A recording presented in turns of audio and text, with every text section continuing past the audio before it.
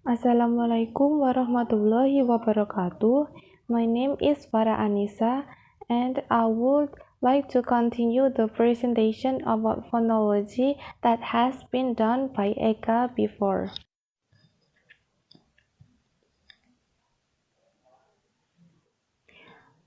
So, about phonological rules, there are 7 rules. The first is dissimilation. Dissimilation is when sounds become less like neighboring sounds. These rules are quite rare, but one example in English is fifth becoming fifth, and F and O are both fricatives, but the T is a stop. And then metathesis, reordering of phonemes in some dialects of English. The word X is pronounced X. Children's speech shows many cases of metathesis such as aminal for animal.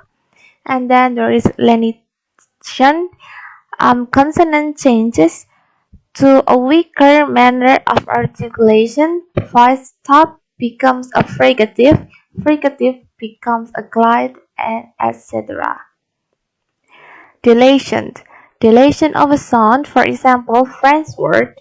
Final consonants are dilated when the next word begins with a consonant, but are retained when the following word begins with a vowel. There are 3 types of dilation.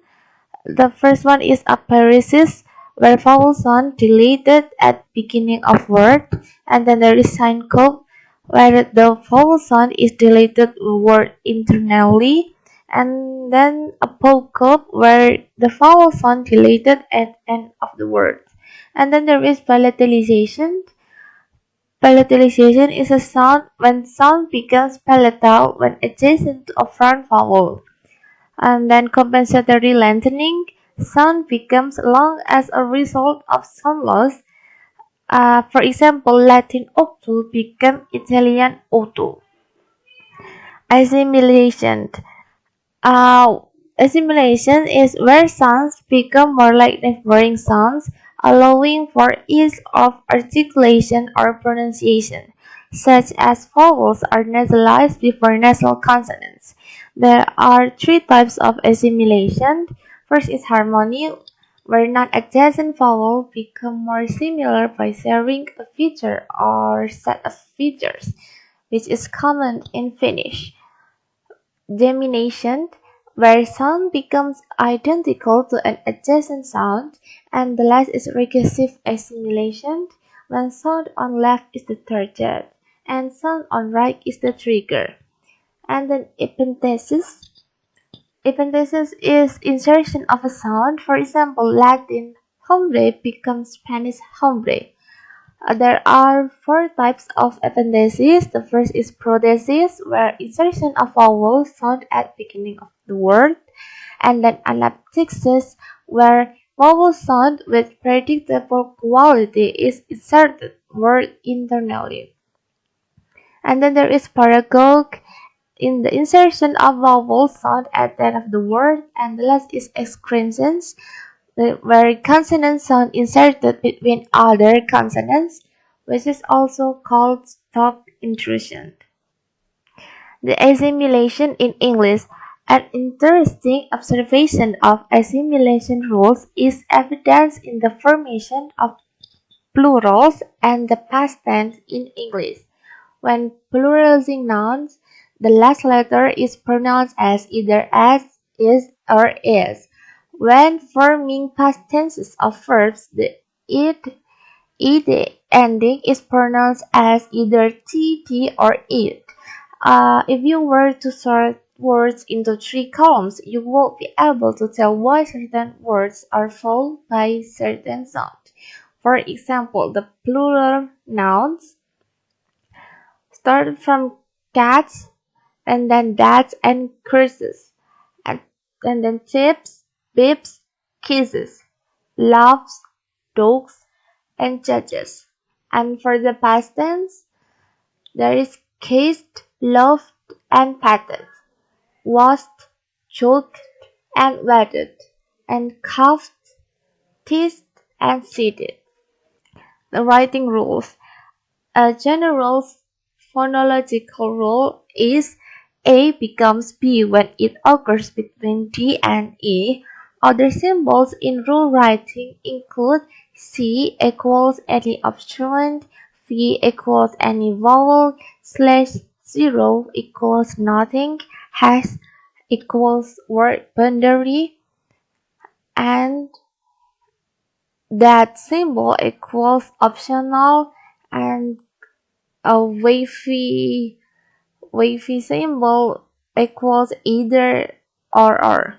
A deletion rule is A is deleted when it occurs after E, and an insertion rule is A is inserted when it occurs after E.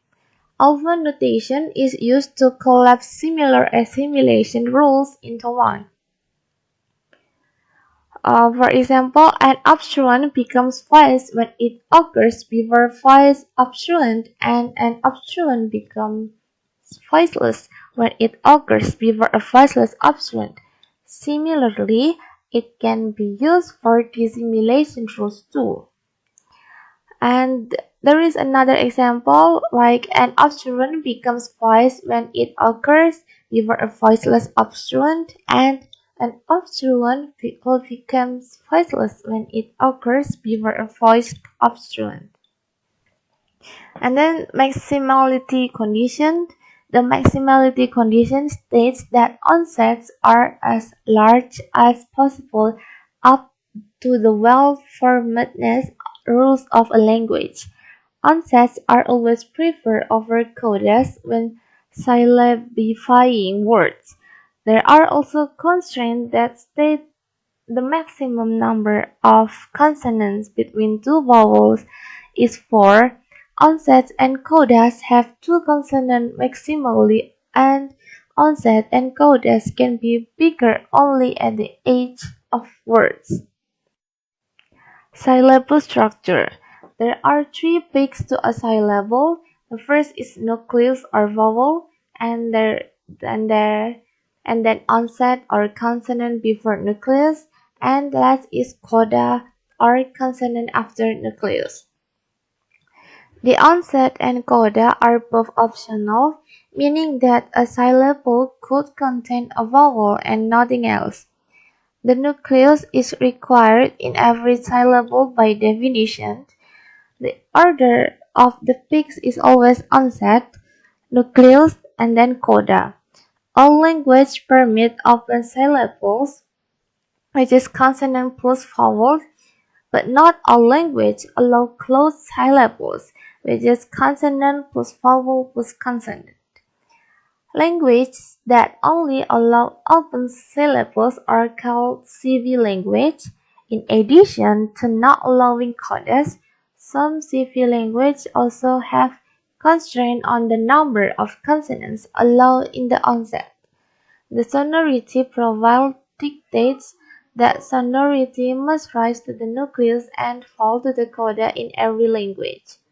The sonority scale from most to least sonorous is vowels, and then glides, then liquids, nasals, and the last is obstruents. Sonority must rise in the onset, but the sounds cannot be adjacent to or share a place of articulation, as in English, nor can there be more than two consonants in the onset. This explains why English allows some consonant combination but not others. That's all about the phonology. Thank you. Wassalamualaikum warahmatullahi wabarakatuh.